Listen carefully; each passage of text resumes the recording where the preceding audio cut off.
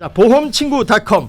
요즘 건강보험공단에서 미등재된 신의료기술로 내가 치료를 받게 됐는데 내 실손보험에서 보장이 가능할까? 건강검진, 성형, 출산 관련 질환 등 이런 것들이 내 보험에서 가능할까? 보험이 궁금하신 분들이 많으실 겁니다. 그럴 때는 검색창에 보험친구닷컴을 검색하시거나 1844-0585로 전화를 주시면 됩니다. 이미 가입한 보험의 경우 뭐가 문제인지, 또 내가 가입한 보험은 어떤 장단점이 있는지, 보험에 관련된 그 어떤 질문이라도, 그 어떤 상담이라도 무료로 진행이 됩니다. 암보험, 종신보험, 실손보험, 또 화재보험, 배상책임보험, 운전자보험 등 모든 상품이 상담 가능합니다. 검색창에서 보험친구닷컴 혹은 화면에 보이는 QR코드로 접속하실 수도 있고요. 전화 1844-0585 어디든 연락 주시면 보험 관련된 친절한 상담 무료로 받아보실 수 있는 보험친구닷컴이었습니다. 그러면서 지금 보면은 이제 고민정 의원이나 김보미 전 강진구 의회 의장 등 군소 후보라고 제가 표현을 하겠습니다. 이 후보들은 계속 그 부분을 지적하는 것 같아요. 고민정 의원 같은 경우에는 2030 세대들이 왜 민주당에서 떠나가는가, 나이가 많은 86 사람들이 많아서만이 아니다. 개파 정치, 구태 정치 이 두 가지가 가장 크다. 이런 지적의 메시지를 냈거든요. 여기에 대해서는 우리 김종대 의원이 말씀해 주시는 게 좋을 것 같습니다. 글쎄 나이 든 사람이 이제 바로 저 아닙니까? 86이시죠. 예. 그러니까 고민정 의원이 본인은 40대라고 얘기하면서 나도 그 출마 선언 들으면서 조금 기분은 안 좋았어. 기분은. 그래도 또 어떡합니까? 경청을 해야지. 근데 이제 그 소위 말하는 진보, 꼰대, 그 다음에 이중성의 논리로 이렇게 대표되면서 세대 간의 대화하는 어떤 그 경로 내지는 기술이 거의 단절돼 있습니다. 사실은 기성정당은요, 청년 대책을 내기만 하면 청년표 떨어집니다. 이거는 저는 아주 철칙이라고 봐요. 예. 청와대 청년 비서관 만들었다. 저기 옆에 두고 당사자잖아요. 그러다가 저기 청년 비대위원장 만들었다. 어쩌고 이러는 것들이 어떤 이렇게 퍼포먼스식으로 청년 정책 아무리 내봤자 절대 눈길 안 준다. 그런 것보다는 이제 미래에 그 우리 청년들의 어떤 풍요와 행복 또 이런 것들을 갖다가 이제 좀 이야기를 한번 해보자. 그다음에 무엇이 공정이냐 좀 이럴 때 말이 좀 통해주는 이러는데 어떤 특정인을 대상으로 한 청년 정책과 청년 전체를 대상으로 한 청년 정책은 다른 것 같다. 그런데 이제 고민정 의원 얘기는 문제 제기는 좋아요. 이런 면에서는 참 나름대로는 누군가 이런 문제 제기를 해주는 건 좋은데, 근데 본인이 내놓은 그러면 청년의 어떤 감성과 그런 에너지로 이런 것들을 실제 하고 있느냐 보면 그게 뭔지를 잘 모르겠어요. 의원님 다 좋은데 마이크에 대고 얘기를 좀 해주세요. 그래? 마이크는 여기 있는데 자꾸 저기 보고 얘기하니까 잘 안 들린대요. 저기 그 얘기예요? 아니요. 그래? 알겠습니다. 네, 조심하겠습니다. 아무튼 그런 얘기는 너무 진지하게 하지 마시고 조금 이렇게 약간 부드럽게 쿨다운. 날도 더운데. 자, 지금 민주당 소위 말하는 이제 당권 경쟁 상황 속에서 뉴스들이 계속 생산되고 있는데, 김인석 전 총리 같은 경우에는 이제 백문백답이라는 걸 진행을 했어요. 여기서 굉장히 많은 이야기들이 나왔고 뉴스에서도 많이 인용이 됐습니다. 조국 혁신당과의 합당 무산 관련해서 정청래 전 대표 큰 책임이다. 이런 발언을 한 내용이 있는데 저희가 영상으로 준비를 했습니다. 앞에 있는 이어폰 착용하시면 이야기 들으실 수 있으니까요. 영상 같이 보시겠습니다. 이중 당적은 도의적으로도 법적으로도 정치적으로도 옳지 않은 것입니다. 내가 혹 두 개의 정당에 대한 애정이 있다면 그 중에 더 애정하는 정당으로 선택해서 그 당의 당원이 되는 것이 옳습니다. 성공한다는 확신이 있었으면 지도자는 그 합당을 성공시켰어야 합니다. 정청래 전 대표는 합당을 성공시키지 못했습니다. 왜? 절차를 무시했기 때문입니다. 그리고 그에 꼭 필요한 과정인 수기와 토론을 배제했기 때문입니다. 따라서 정말 합당이 그렇게 필요했다면 그 합당을 성공시키지 못한 정청래 대표에게 큰 책임이 있습니다. 자, 조국 혁신당과의 합당 이루어지지 않은 부분, 정청래 전 대표에 대한 이야기까지 쭉 들었습니다. 여기 이제 지금 또 한 명 이제 강득구 최고위원도 계속 이름이 거론이 되고 있습니다. 그 합당이 무산되는 일련의 과정 속에 강득구 최고위원이 SNS에 글을 올린 게 있었고요. 그 글이 또 금방 삭제가 되고 이런 일련의 과정 속에 뭐 이런저런 이야기거리들이 같이 나오고 있는데 조국 혁신당과의 합당 이슈는 정확하게 날짜를 제가 기억하지 못하지만 하여간 코스피 5천이 되던 날이었습니다. 의미 그날, 있는 날이네. 정청래 대표가 5천이 됐다라는 뉴스가 막 나오고 있을 때 이 합당을 들고 나왔어요. 그러니까 발표라고 했습니다. 당시에는. 그러고 나서 1년의 혼란이 시작이 됐고 지난 6.3 지방선거 특히 지방선거 외에도 그 국회의원 보궐선거들이 있었지 않습니까? 큰 영향을 줬고 평택을 선거에서의 우리가 봐왔던 그 장면들이 연출된 것으로 그 이유로 또 꼽히기도 하는 이 조국 혁신당과의 합당 이슈. 이게 지금 전당대회 앞두고 다시 이야기가 나온단 말이에요. 그 이유는 어떻게 해석하세요? 전 이해는 안 가요. 이걸 왜 다시 또 내놓는지 모르겠는데 이거에 대해서 사실 최민희 의원이 굉장히 강력하게 김인석 후보를 공격해서 거기에 대해서 방어 논리로 준비한 거거든요. 김인석 후보가. 최민희 의원은 이번에 이제 최고위원 입후보를 했습니다. 나왔는데 기억을 하죠. 이게 뭐 어떤 루머냐면은 저 김인석 후보가 조국 혁신당의 합당을 반대했다. 반대했다. 그것을 강덕구 최고위원이 그 수삭했던 SNS에 그대로 노출되었었다. 그래서 그거에 대해 밝혀라 하는데 김민석 후보는 이거에 대해서 굉장히 반발하고 있어요. 본인이 뭐 이게 사석에서도 본인이 먼저 조국 대표에게 면회를 가서 빨리 합당하는 게 옳다. 과거에. 그러기 위해서는 조국 혁신당이 스스로 어떻게 할 건지를 결정하는 게 먼저 중요하고 민주당도 준비해야 된다. 그리고 합당의 방법은 철저히 1대1이 아니다. 흡수다. 그러니까 민주당이라는 이름도 바꾸기 어렵고 당세도 그렇고 하기 때문에 뭐 안타깝지만 그 방식일 수밖에 없다라는 얘기를 분명하게 본인이 갖고 있었더라고요. 그다음에 그 얘기를 백문백답에서 또 한 것이고요. 그다음에 이제 토론숙이라는 걸 계속 강조하잖아요. 이게 뭐냐면은 모든 당의 앞으로 주요 결정들은 토론과 숙이 1인 1표를 전제하지 않는 어떤 것도 이제는 되는 시대가 아니다. 당원 주권 시대는 이미 열렸기 때문에 그 부분은 명확해야지 왜 갑자기 당대표가 발표한다고 그것도 최고위원하고 상관도 없이 발표한다고 이게 된다고 생각하는 거는 본인의 자기 정치를 위해서 그렇게 한 거다라고 정리를 내려버렸어요.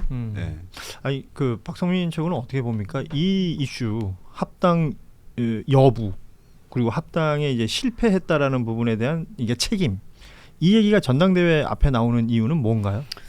뭐 제가 봤을 때는 두 마리 토끼를 잡으려고 하는 것 같은데 일단 하나는 이제 정청래 그 전 대표 시절에 그 가장 크게 좀 리더십에 상처가 났던 문제잖아요. 그러니까 결국에 뭐 누구를 미냐 안 미냐, 누구한테 동의하냐 안 하냐랑 별개로 그때 당시 제가 기억하는 당의 분위기는 뭐 이런 걸 이렇게 상의도 없이 결정을 하냐. 그러니까 어떤 최소한의 의견 수렴도 없이 이걸 이렇게 밀어붙이는 게 말이 되냐라는 어떤 뭐 지지자들 중에서도 이제 반발이 있었고, 그러니까 그런 분위기, 그런 상처, 리더십에 상처 났던. 그러니까 쉽게 말하면 당대표 잘 못했다 이거죠. 이제 그 부분을 하나 직격을 하는 거고, 두 번째는 약간 미래 노선에 대한 싸움인 것 같아요. 그러니까 지지층에 대한 확장이냐, 아니면 지금 지지층의 결속이냐. 이제 이 부분을 두고 저는 조금 노선 차이가 후보들 간에 있다고 생각을 하는데, 이게 조국혁신당 그리고 조국이라는 사람에 대해서 저는 이제 평가가 원사이드하지 않은 것 같아요. 그러니까 예전에 이제 민주당 같은 경우에는 사실 뭐 일종의 조국 수호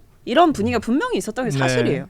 근데 하지만 이제 사실 지방선거를 기점으로 해서 혹은 그 전에도 조국이라는 사람에 대한 어떤 부정적인 평가와 이제 조국혁신당과의 어떤 연대를 어디까지 할 거냐에 대해서, 그러니까 그게 합당까지 가는 건 좀 아니지 않냐. 뭐 정책이나 이런 거는 뭐 사법개혁, 뭐 검찰개혁 이런 건 같이 할 수 있다 쳐도 이게 당을 같이 이제 묶어버리는 거는 소위 말해 조국 띄워주기론 아니냐, 조국 키우려는 거 아니냐 이런 얘기들이 나오게 되면서 사실 좀 반발이 있었던 거거든요. 네. 그런 약간 당의 미래 노선에 대한 그 얘기도 나오고 있는 것 같아요. 그렇군요. 지금 전당대회이기 때문에 당 대표들 간에 과거에 했던 이런 일 저런 일 막 끄집어내는 이 소위 말하는 이제 파묘 경쟁이 일부 있었던 것이고 그 와중에 회자됐던 단어가 이른바 자기 정치라는 키워드가 있었을 것이고 그리고 지난 비상계엄 당시에 이제 감기약 예, 키워드가 또 하나 3분 그래서 있었습니다. 공개하셨잖아요 이번에. 저 백문백답에서 감기약 성분을 이렇게 쭉 읽어 내려가는 장면이 있었어요. 깜짝 놀랐어요. 예, 뭐 그런 내용들까지 지금 이렇게 연출이 되고 있는 민주당 당권에 관련된 이야기였고 조국 전 대표 얘기 나온 김에 그 SNS에 그 리센니의 그 거제 야호 원희 씨에 대해서 그리고 무섭노라는 표현이 이제 일배식 표현이다라는 주장이 있었고 그 이후에 유감을 표명하는 SNS 글을 또 한번 올렸습니다. 그리고 마지막에 저렇게 또 야호를 했고 이 내용에 대해서 그 박지원 의원 정치 8순 아니고 3순 박지원 의원께서 바보 같은 짓이다. 제발 좀 그만해라. 라는 또 충고를 하기도 했는데 그 우리 저 김종대 전 의원께서는 이 무섭노 얘기 있잖아요.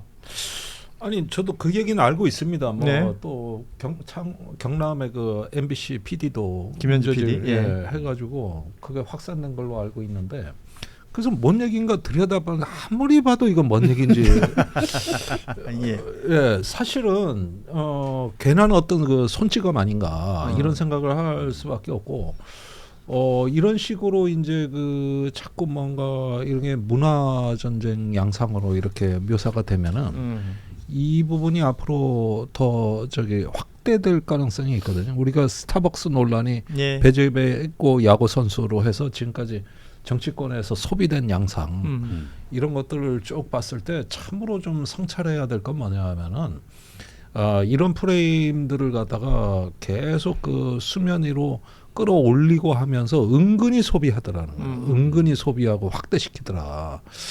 근데 사실은 이런 건 정치권이 좀 절제하고 자제해 줬으면 좋겠는데 논란에 오히려 생산자가 됐다. 이런 면에서는 참 아쉬움을 많이 갖습니다. 아니 저것 말고도 할 얘기 많을 텐데. 지금 또 하나의 또 키워드는 이제 보안 수사권 관련된 이야기가 될 것 같습니다. 뭐 민주당 내에서도 이견이 많이 나오고 있다. 전면 폐지에 대해서 이 이야기도 있고 최근에 대법원 법원행정처가 사법부에서는 처음으로 입장을 낸 게 있어요. 그 부작용을 막을 보완책이 필요하다라는 의견을 제출하기도 했습니다. 이게 뭐 여러 인물들 그 국민통합위의 이석연 위원장이라든지 어찌됐건 뉴스에 여러 사람 이름이 거론되면서 보안 수사권 전면 폐지에 대해서는 무언가 보완책이 필요하다. 왜냐하면 이제 보안 수사 요구권이라는 것을 민주당 법사위에서 상정하고 그 얘기가 나온 이후에 주요 인사들이 뭐 예를 들면 최강욱 전 의원, 김용민 의원 그리고 이제 조국혁신당의 박은정 의원 등이 그 유튜브 채널 등에 이제 출연해서 했던 발언들이 뭔가 부족하다는 거죠. 지금 보안 수사권이 없이 무언가 시민들의 국민들의 피해를 줄일 수 있는 방법으로 적절하냐 그 발언들이 이 얘기들까지 지금 나오고 있습니다. 여기에 대해서는 우리 김종대 의원부터 좀 들어보도록 하죠. 글쎄 이 얘기도 제가 참 답답한 게 이 보안 수사권이 all or nothing 하느냐 마느냐의 문제인가 의외로 들여다보니까 상당히 이 보안 수사권이 시기적으로도 조금 어떤 그 경찰의 준비 정도에 맞춰 단계론적인 접근이 가능한 영역으로 보여지고 그 다음에 금방 어떤 사법의 권한을 재배분하는 것보다는 여건과 조건을 성숙시켜서 여기에는 뭐 예산과 인력이 당연히 따르는 것이고요. 그렇게 하면서 일단은 점진적인 어떤 개혁안이 얼마든지 가능한 부분입니다. 그렇게 되면은 어느 정도 절충 타협을 통해서 지금 개혁을 다 안 하더라도 일단은 절반만 하고 그 다음에 여건을 갖추고 토대를 구축하면서 사법정의의 완전한 정의로 나간다든가 이런 조금 신축적인 방식도 가능하고 그런데 왜 이런 중간지대 논리들이 다 다 사라지고 이제는 하느냐 마느냐의 논리로 이렇게 윽박지르듯이 논의가 전개되느냐. 거기에는 또 그럴 만한 이유도 있습니다. 여론조사가 나왔어요. 이 보안 수사권에 대해서는 민주당 지지자의 75%가 없애야 된다고 답변을 할 거고 한 15% 정도가 아니다. 조금 신중해야 된다. 이렇게 답변했거든요. 딱 그렇게 전당대회가 짜여졌습니다. 4명 중에 3명이 보안 수사권 없애겠다. 그래요. 한 명이 아니다. 신중하게 해야 된다. 딱 그 여론대로 분할이 돼 있어요. 그러니까 이게 어떤 사법 정의를 전문가답게 어떤 그거에 맞는 신축적인 안을 낸다든가 제3의 대안을 낸다든가 이렇게 공론회장으로 몰고 가는 것이 아니라 이런 어떤 당원 여론에 따라서 깃발을 드는 형식으로 이렇게 이 논의가 소비되고 있고 또 한 가지는 보안 수사권 문제에 대한 어떤 중간지대 이런 부분에 대해서 이야기할 수 있는 공간이 사라지고 있다는 거 이런 점에서는 저는 뭐 어떤 특정한 입장의 옳고 그름을 떠나가지고도 이게 맞느냐. 과거에 열린우리당 시절에 국가보안법 논쟁하고 똑같다. 그때 맞아. 국가보안법을 노무현 대통령이 문명시대 악법이라 그랬어요. 그러니까 이거를 폐지하겠다는 게 열린우리당 그 108명의 초선들이 밀어붙인 거예요. 그런데 박근혜 그 한나라당 비대위원장이 못 받겠다고 해서 서울역으로 나가가지고 4대 악법 반대 투쟁을 했어요. 그러는 사이에 국정 동력이 확 약화돼가지고 결국은 통과가 안 되는데 그때 열린우리당에서 한나라당에서는 고무 찬양제 정도는 빼주겠다. 이런 건 받겠다 해서 합의점이 있었어요. 그런데 강성 열린우리당 의원들이 무슨 소리냐 해가지고 엎어버리고 했다 완전 폐지를 하다가 죽도 안 되고 밥도 안 됐어요. 그런데 그 뒤에 이명박 박근혜 정부가 출범했는데 전부 고무찬양죄로 잡혀가는 거야. 전부. 그러니까 그때 이거 추진하던 열린우리당 외곽의 그 시민단체나 제야의 어른들 특히 외대 이장희 교수 같은 분 지금은 후회해요. 오셔가지고 뭐라 그러냐.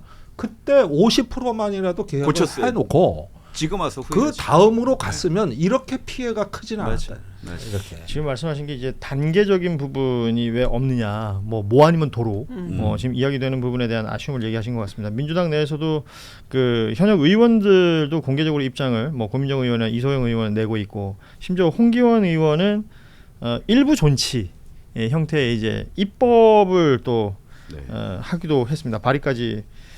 지금 이런 상황이라서요. 이것이 어떤 식으로 전개되느냐, 이제 절차라는 것을 따라가다 보면 결국 표결로 가고 그 의원 수대로 가자면 이제 민주당이 원하는 방향으로 갈 수밖에 없는 구조잖아요. 국민의힘이 지금 뭐 들어오지도 않고 있고. 지금 현재로는 민주당 당론은 폐지예요. 그렇죠. 완전 폐지인데 다만 사실 분위기를 좀 말씀드리면 홍기원 의원이 이제 담배 그 보좌관 둘 다 담배를 잘 피워서 6층에서 만났는데 애들이 막 스트레스 받는 거예요. 이거 10명 공동 발의도 쉽지 않은데 홍기원 의원이 굉장히 이거는 나라를 위해서 중요하다 해서 전 의원들한테 친전을 다 돌렸어요. 민주당 의원들한테 해서 그 친전을 돌리고 있더라고요. 그런데 이제 많은 의원들의 분위기는 사실 솔직히 말씀드리면 홍기원 의원에 동의하는 의원들이 꽤 됩니다. 그러니까 그런데 동의하는데 겉으로 이제 거기에 이제 발의 10명의 이름을 올리는 순간 수박되는 거지. 수박 정도가 아니죠. 저 김규현 변호사 편들었다가 굉장히 힘들었습니다. 그래서 그러니까 발언하지 않습니다. 근데 저는 좀 문제를 느끼는 게, 그러니까 이거 이대로 밀어붙여서 되겠냐는 거예요. 그러니까 책임을 어떻게 질 거냐는 문제가 남는 거죠, 결국에는. 뭐 사실 지금 이제 장윤기 사건 때문에 모두가 충격과 공포에 지금 휩싸여 있는 상황이에요. 그렇게 하면서 이제 부산 돌려차기 사건 피해자분도 나와서 이제 본인의 어떤 답답함과 억울했던 시간들에 대해서도 말씀을 하고 계세요. 그러니까 이런 거죠. 같은 증거를 보고 경찰과 검찰의 판단이 다르고, 근데 이제 검찰에서 그 실마리를 찾아내서 또 재수사가 들어가고 이런 양상. 그러니까 이번에 장윤기도 보면 그 차 뒷문이 이제 열려 있었다. 예. 그 CCTV. 그러니까 성범죄 목적의 어떤 살인이었음이 명백했다라는 게 지금 드러나는 상황인데 그 CCTV를 보고도 제가 봤을 때 이번에는 근데 경찰이 또 지금 연루되어 있다라는 얘기가 있다 보니까 뭐 아버지가 또 네, 경찰이기도 그렇습니다. 하고. 그러니까 예. 그 포인트에서 의도적으로 약간 쉽게 말하면 흐린 눈 한 거 아니냐. 다 보이는데. 그러니까 그 차 뒷문 열려 있는 거 보고도 이렇게 특별한 의견을 제시하지 않았단 말이에요. 그러니까 예. 거기서도 지금 또 갈리고 있는 상황. 그러니까 이런 경우에는 우리가 어떻게 피해자들이 피해를 보게 되는 상황에 있어서 어떻게 구제할 거고 어떻게 회복할 거고 어떻게 이제 단죄를 명확하게 할 거냐라는 거에 대해서 지금의 어떤 뭐 전면 폐지, 당장 폐지, 속전속결 폐지 외에는 답을 못 하고 있는 거 아니냐가 현 주소인 것 같고 그 부분에 대해서 민주당 의원들도 문제의식을 느끼고 있는 것 같아요. 그리고 저는 이게 단순히 그러니까 검찰 개혁의 뭐 동의 여부를 가르는 리트머스 시험지로 쓰이지는 않았으면 좋겠어요. 그럴 문제도 아니고 그렇게 하기에는 뭐 해보고 문제 있으면 그때 고치면 된다라고 할 문제도 아닌 것 같아요. 그래서 오히려 지금 제가 봤을 때 당론으로 결정이 된 건 저도 알고 있습니다만 뭐 대안이 있다라고 해서 저도 기대를 했지만 그게 그렇게 명확한 대안처럼 보이지 않는다. 예를 들면 경찰에 이제 보안수사 요구를 해요. 근데 경찰에서 아니, 보안수사 해봤더니 결론이 똑같다. 라고 하면 그때 어떻게 할 거냐라는 점에 대해서는 맞아요. 답이 안 맞아요. 나온다는 거죠. 네, 그래서 맞아요. 저는 여기에 대해서는 좀 수기가 필요한 단계다. 언론에 이렇게 알려요? 그러니까 검사가 언론에 알려라. 뭐 킥스에 입력하면 된다. 이런 얘기는 오히려 들으면 불안하고 화가 나는 얘기들인 거죠. 그러니까 뭐 피해자가 수사 절차에 관여하면 된다. 피해자가 왜 그것까지 해야 됩니까? 피해자는 피해를 당한 것도 힘든데 왜 수사까지 해요. 왜 수사까지 해야 되고 왜 감시까지 해야 되고 뭐 항상 따라다닐 수도 없는 거잖아요. 그러니까 그런 어떤 현실성 없는 얘기들이 나오다 보니까 저는 지금 이렇게 밀어붙이다가는 저는 역풍이 좀 우려스럽다라는 말씀 드릴 수 있을 것 같아요. 자, 뭐 저희 이 시간 통해서 여러 차례 얘기했었는데 이제 제도라는 게 처음부터 완벽할 수는 없을 것이고 그 제도에 대한 부족한 부분을 합리적으로 또 채워 나가고 그 합리적인 방안이 나올 때까지의 지금 토론 수기, 그 뭐 공론화 과정 이런 것들이 또 다 필요하다는 얘기들 사실 말로 풀어보다 보면 무엇이 답일까? 그런데 답 내기 참 어려운 사안이기도 한 것이라서요. 이 이야기는 저희가 또 다른 의견을 가지신 분들이 있으면 또 저희가 법조인들 나오시면 이야기 좀 더 나눠보도록 하고요. 자, 보험친구.com 요즘 건강보험공단에서 미등재된 신의료기술로 내가 치료를 받게 됐는데 내 실손보험에서 보장이 가능할까? 건강검진, 성형, 출산 관련 질환 등 이런 것들이 내 보험에서 가능할까? 뭐 보험이 궁금하신 분들이 많으실 겁니다. 그럴 때는 검색창에 보험친구.com을 검색하시거나 1844-0585로 전화를 주시면 됩니다. 이미 가입한 보험의 경우 뭐가 문제인지 또 내가 가입한 보험은 어떤 장단점이 있는지 보험에 관련된 그 어떤 질문이라도 그 어떤 상담이라도 무료로 진행이 됩니다. 암보험, 종신보험, 실손보험, 또 화재보험, 배상책임보험, 운전자보험 등 모든 상품이 상담 가능합니다. 검색창에서 보험친구.com 혹은 화면에 보이는 QR코드로 접속하실 수도 있고요. 전화 1844-0585 어디든 연락 주시면 보험 관련된 친절한 상담 무료로 받아보실 수 있는 보험친구.com이었습니다.